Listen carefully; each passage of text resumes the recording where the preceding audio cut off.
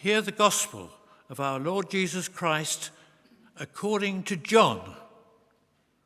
Glory to you, O Lord. And it's John chapter 10, verses 11 to 18. I am the good shepherd. The good shepherd lays down his life for the sheep. The hired hand is not the shepherd.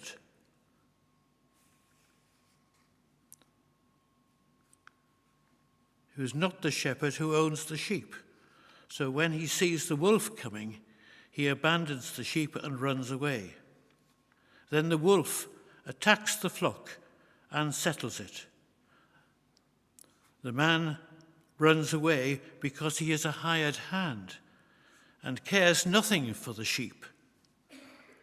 I am the good shepherd. I know my sheep, and my sheep knows me. Just as the Father knows me, and I know the Father, and I lay down my life for the sheep. I have other sheep that are not of this sheep pen. I must bring them also. They too will listen to me, who will listen to my voice, and there shall be one flock and one shepherd. The reason the Father loves me is that I lay down my life only to take it up again. No one takes it from me, but I lay it down of my own accord. I have authority to lay it down and authority to take it up again. This command I received from my Father. This is the gospel of the Lord. Praise to you, O Christ.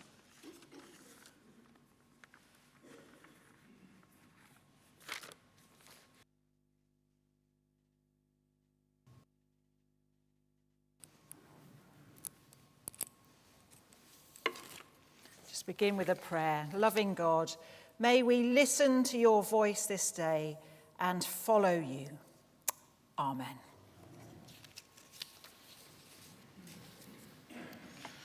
Good morning, everyone. It's so good to be here with you today at the famous St. Mark's, which I've heard so much about, and finally made it here to be with you for this service. And what a beautiful day it is today.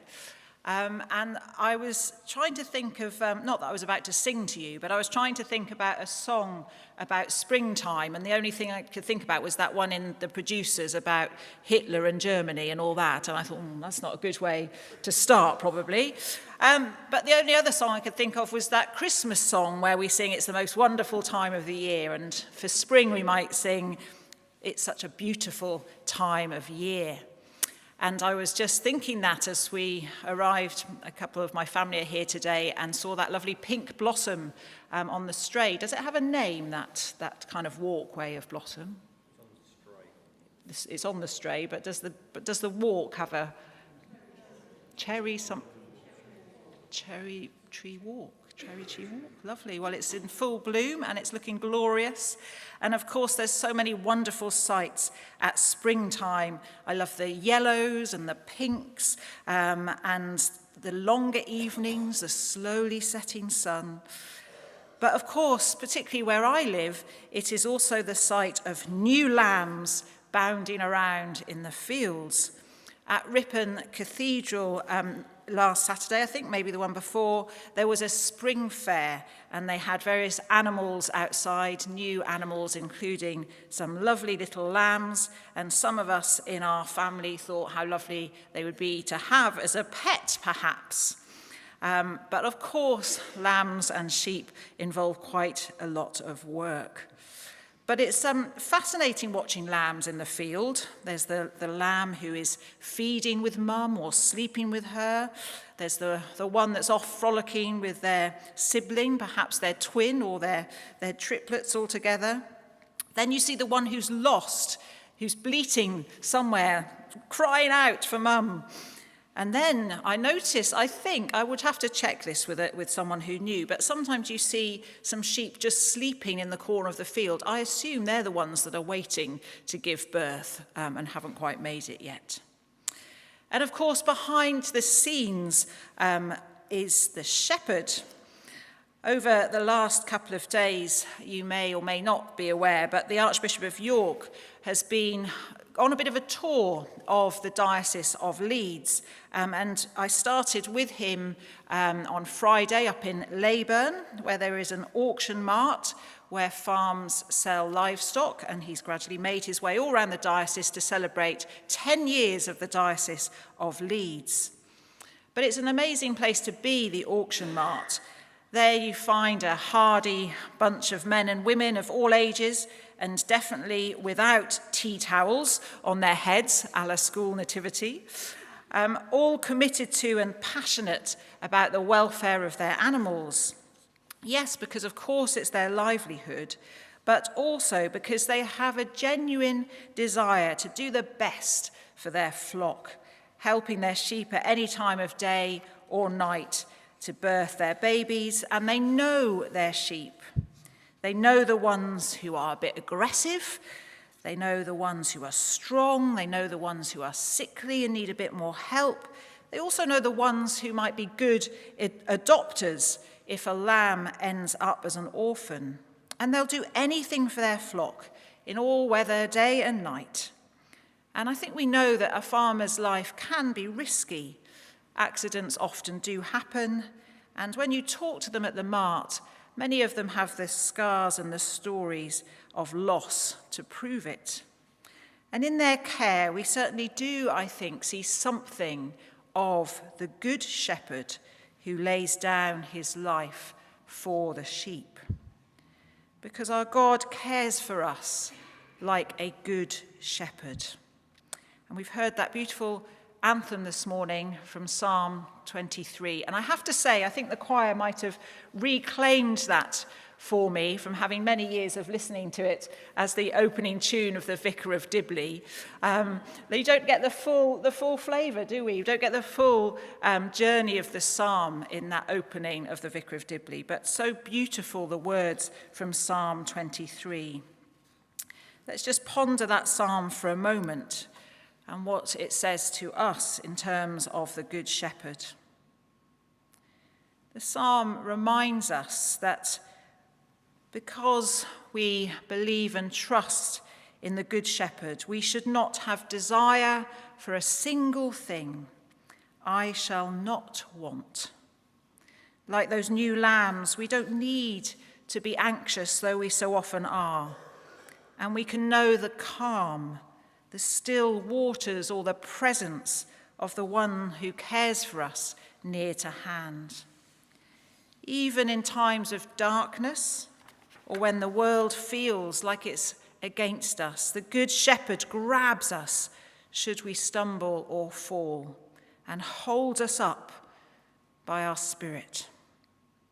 And as with a shepherd's crook, which shepherds and farmers use as much today as they ever did, he can reach out and pull us out of difficulty and trouble, and his rod teaches us and gives us the rules to guide us.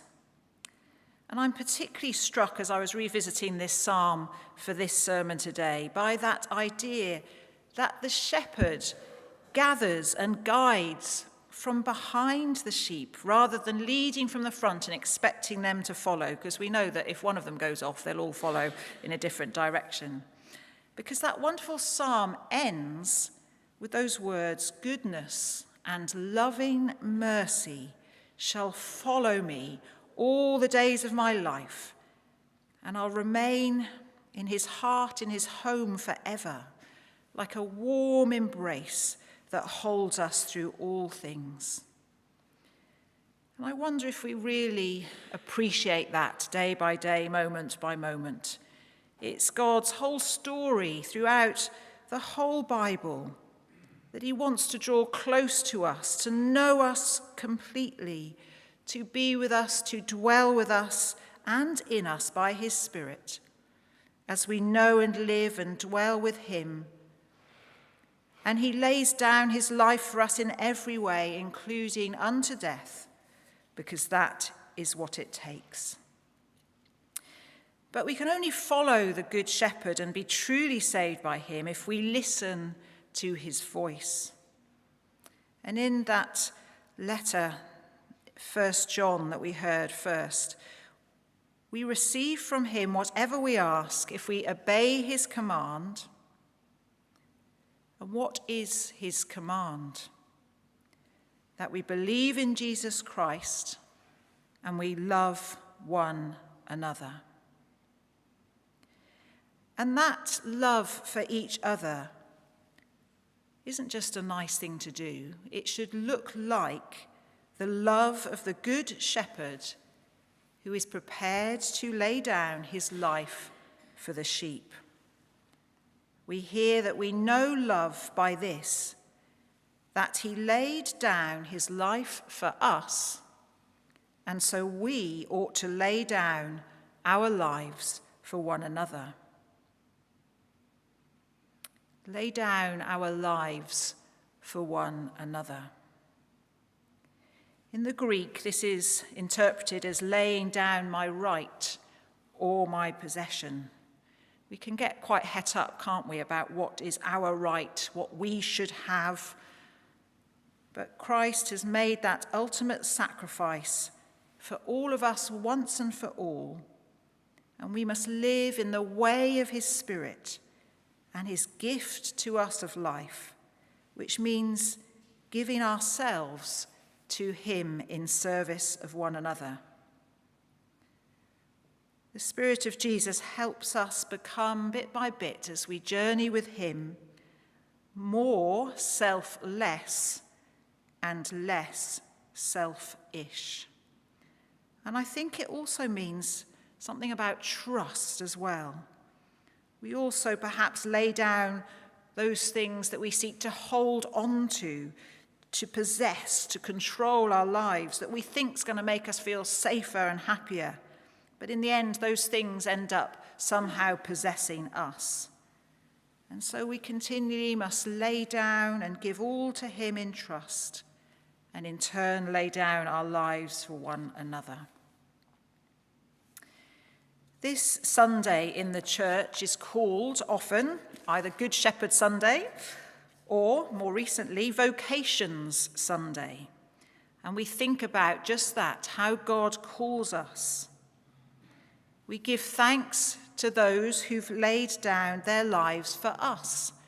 Perhaps as you sit here this morning, there might be people that come into your mind, those who really have gone out of their way to care for you, to support you, to look after you. In church, this could be our clergy, our vicar, our curates, our lay ministers as well, who have listened to the call of the Good Shepherd and followed. And Mike has his particular call to you, his flock, to care for you, to teach, to spiritually feed and to grow this community. But there are many who work with him, and it's going to be a real joy in our next service to particularly recognise his wife Liz's contribution and calling to minister to children and young people. Just on Friday, I met with both of them and we talked as we approached this Sunday, and I was particularly struck in what Liz said, that her calling has always been to serve the young. And that has gone hand in hand with her also being a priest. For her, a bit later today, being a priest and receiving the bishop's license blesses how she lays down her life and equips her afresh by the Spirit to do that in her heart and her love that she has to see children and young people learn something of the faith and that the Lord is their good shepherd.